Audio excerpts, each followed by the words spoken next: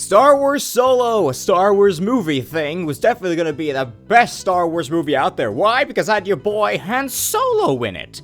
People were going to say, man, this Star Wars movie was going to destroy at the box office. Everyone's going to love it because it has your boy Han Solo in it. It was going to be right behind Avengers, Infinity War. That's what they said. Guess what? Not even close! This past weekend when Solo came out, man, everyone at Disney was like, man, it's Star Wars. People are gonna get hyped because it's Star Wars. We're gonna make a lot of damn money and stuff, all thanks to Kathleen Kennedy. Everybody loves her. But this weekend, the fans really showed Kathleen Kennedy that Kathleen Kennedy isn't the one that's gonna run Star Wars. It's the fans that's running Star Wars. Why? Because we are the fans. We want a good franchise. We're tired of all this identity politics crap. We don't want any of that have to do with anything with Kathleen Kennedy, none of that Ryan Johnson crap, no more identity politics stuff. All we want is a great story and everything that's badass. And also, while all this hype, Disney says, with all the saying like Solo's gonna break box office records, just ignore all the haters, ignore all the boycott guys out there. But then when the movie came out, guess what happened? Barely no one came to the movie theater as they usually do. Why? Because Star Wars. This really shows that Disney, it's our turn now. No more of this garbage you're putting out. The Force is female, more like the Force doesn't reproduce. And apparently, when you criticize the movie Solo and Star Wars, you're not allowed to criticize. Why? Because you're arrogant and you live in your mother's basement, apparently. Wait a second, you're saying you don't like Star Wars and then you're saying like, hey, this doesn't make any sense in the story. We should just stick with good story writing than just go with politics and identity politics and crap. Oh, just kill him. Guards, take him outside and shoot him. We don't need him. We don't need people with knowledge of how to write movies. Movie writing 101. Write a good story. When I went to go see Solo, okay, let me say that again. When I didn't go to see Solo, you're right, I didn't give Disney the satisfaction of my money. So what I did was I went on the internet on a Putlocker website and watched someone else record the entire movie with their cell phone. And let me just tell you, no thank you. The movie was heavily boring. Han Solo wasn't even, like, naturally charming like the actual actor, Harrison Ford. Robot is hell of annoying, and I'm glad that robot died. Oh yeah, spoiler, the annoying SJW robot dies. Who cares? Chewbacca is Chewbacca, same thing. And there was a lot of moments when they just turned on John Williams' Star Wars theme on for no reason. It's like, is this the part where we clap? Is this the part where we clap? It's kind of boring. I'm tired of all of it. Why can't they just make a good story without just shoving nostalgia down your throat? It's like, oh man, look at the shot of the Millennium Falcon. It's so long with that shot. Hey kids, remember Star Wars? We're done with that. We're done with that. And after when it bombed at the box office, guess what happened? They started to get desperate. And then they announced the Boba Fett movie, which they're getting absolutely desperate of now.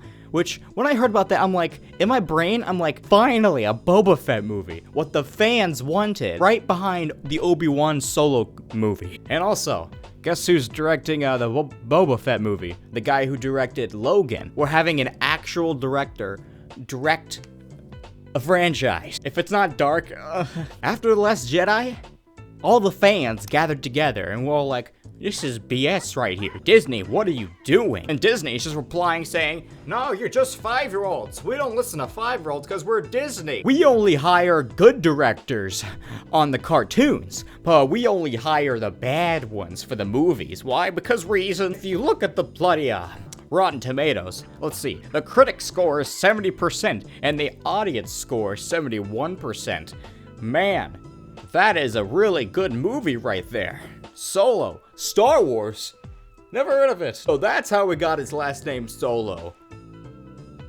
It's boring. But I do have to give props to Donald Glover. He was a good Lando, just putting it out there. Everyone else can literally just go die. I mean, they all just die. Oh yeah, and scenes in like, in Solo movie, spoiler alert if you're gonna care, honestly. There's a lot of scenes when Solo is about to die or something. And then they put the music background, everyone's gonna be like, Han Solo's gonna die in this movie. How is he gonna die in a prequel?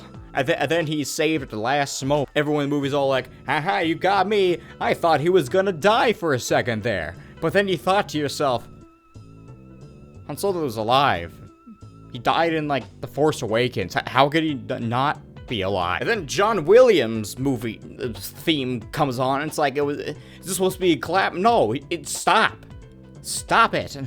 It's boring. It's not even fun to watch. I got so bored, I took out my phone and started playing a game while the movie was on. And then my phone died and I had to watch the movie again. I'm glad they killed the robot off. She was annoying. Spoiler, she's dead. No one cares. Also, a few days before Solo, you know, the movie, comes out in theaters, one of the writers of Solo, his name is John Kasdan, said that Lando was pansexual. For some reason. I watched the movie and there was nothing about pansexualism in the entire movie where Lando was all like, hey guys, I want to fuck a robot. None of that is in there. Well, there's one part where the stupid robot's like, he wants me, but I don't want him.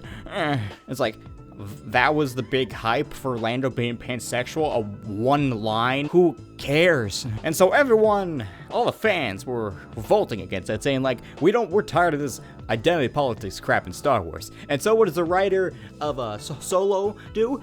He tweets saying, sorry to have brought identity/gender politics into nope, not sorry at all, cause I think the galaxy George gave birth to in 77 is big enough for everyone, straight, gay, black, white, brown, twig, Shidux, Wookiee, droid, and anything in between. Hashtag droids rights. Hashtag we are Senate.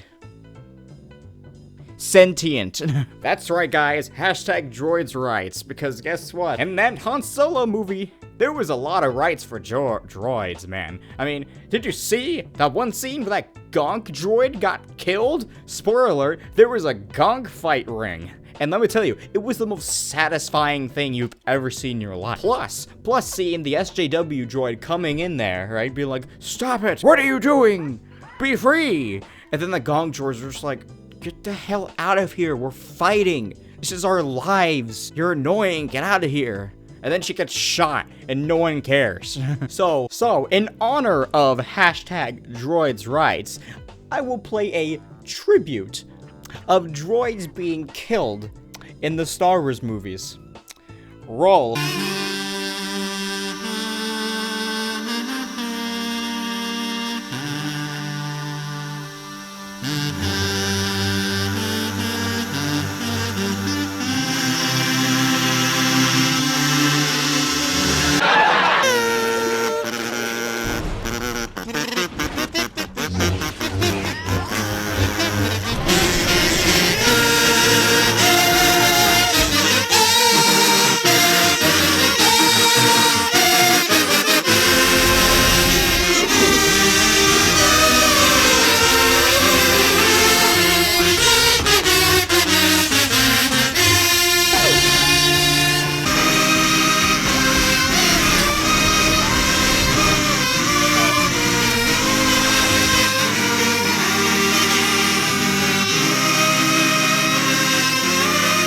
Beautiful. Seeing a bunch of tin cans being destroyed.